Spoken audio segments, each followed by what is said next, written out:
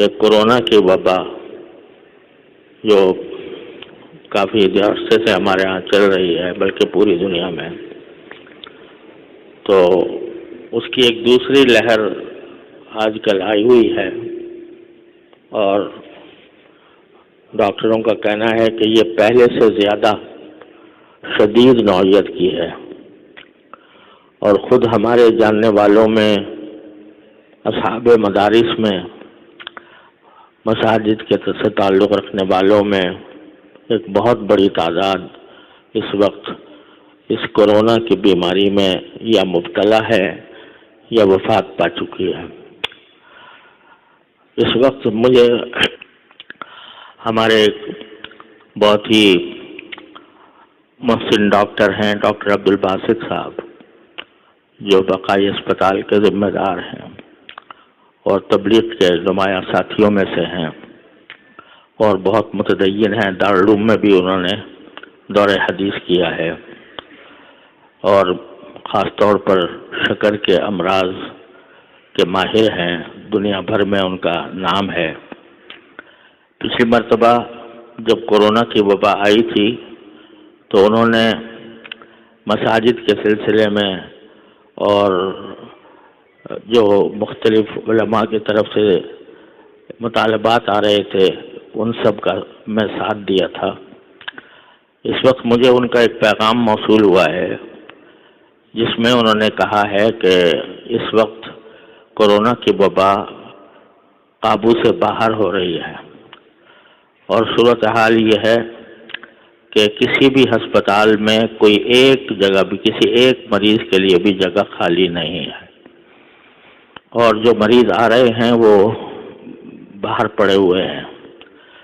تو انہوں نے مجھ سے یہ درخواست کی ہے، یہ فرمائش کی ہے کہ میں یہ اعلان کروں کہ تمام لوگ بڑی احتیاط سے کام لیں، اور جو احتیاطیں بتائی گئی ہیں ان پر سختی کے ساتھ عمل کریں، خاص طور پر ماسک پہنے بغیر گھر سے باہر نہ نکلیں۔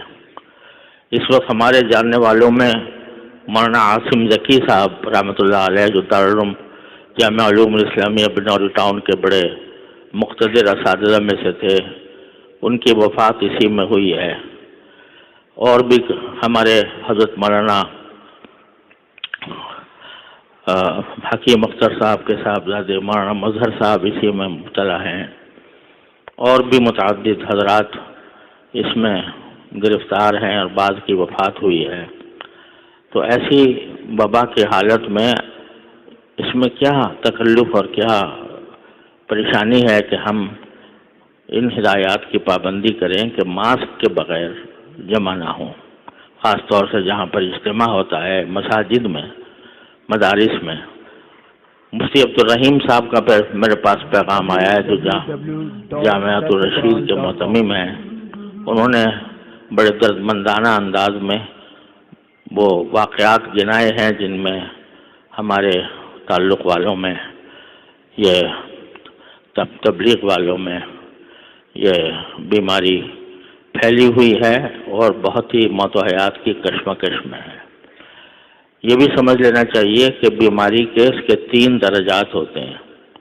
ایک درجہ ایسا ہوتا ہے کہ جس میں صرف کھانسی نزلہ ہی ہوتا ہے، اس کے علاوہ کوئی اور بھی تکلیف نہیں ہوتی، اللہ تعالیٰ کے فضل و کرم سے وہ جلدی ختم ہو جاتا ہے۔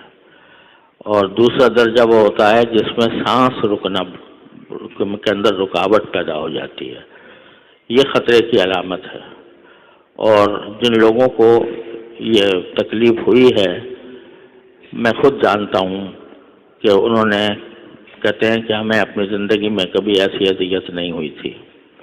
تو بعض اوقات وہ آکسیجن لگانے سے، دواؤں سے کچھ بہتری اس میں آ جاتی ہے، لیکن اگر وہ بڑھ جائے تو پھر آخری علاج اس کا وینٹیلیٹر ہے، اور وینٹیلیٹر آپ جانتے ہیں کہ وہ کوئی حقیقی علاج نہیں ہے، اسی میں بعض اوقات لوگوں کی موت واقع ہو جاتی ہے۔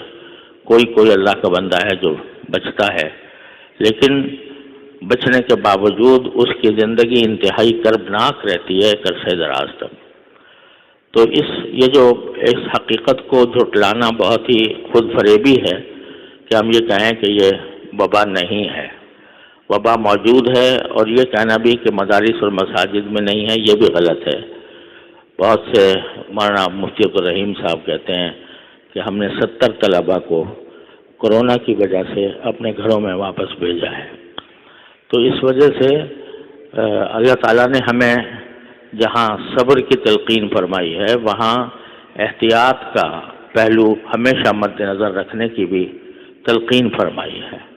لہذا احتیاط میں کوئی کسر نہیں اٹھا رکھنی چاہیے. اور ماسک پہننے میں کیا پریشانی ہے، کیا دشواری ہے؟ تو اب آئندہ نمازوں کے اندر جو کوئی آئے وہ ماسک پہن کر آئے اور بغیر ماسک کے مسجد کے اندر داخل نہ ہو. اسی طرح جہاں پر کئی اجتماعات ہوتے ہیں تو ان اجتماعات کے اندر بھی سب لوگ ماسک پہننے کا اہتمام کریں. اس کو معمولی بات نہ سمجھیں. اللہ تعالیٰ محفوظ رکھے.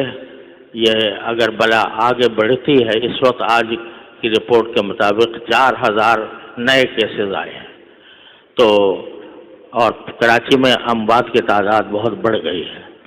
تو اگر یہ احتیاط نہ کی گئی، اللہ بچائے، اور وہ آگے بڑھتی ہے تو اس کے ہم سب مجرم ہوں گے. لہذا سب حضرات سے دستبستہ گزارش ہے کہ وہ ماسک پہننے کا اہتمام کریں اور ماسک پہنے بغیر کسی اجتماع کی جگہ میں ہرگز نہ جائیں. اللہ تبارک و تعالی ہم سب کو اس سے محفوظ رکھے، اور خاص طور سے جو بڑی عمر کے لوگ ہیں وہ خاص طور پر اس کا اہتمام زیادہ کریں. اور یہ بلا وبا جو ہماری شامت اعمال سے آئی ہوئی ہے، اللہ تبارک و تعالی اپنے فضل و کرم سے اپنے رحمت سے ہمارے گناہوں کو معاف فرمائیں، اور اللہ تعالیٰ اس وبا کو، اس بلا کو ہم سے عافیت کے ساتھ جلدی دور فرما دیں. اس کی دعا بھی ہر نماز کے بعد کرنی چاہیے.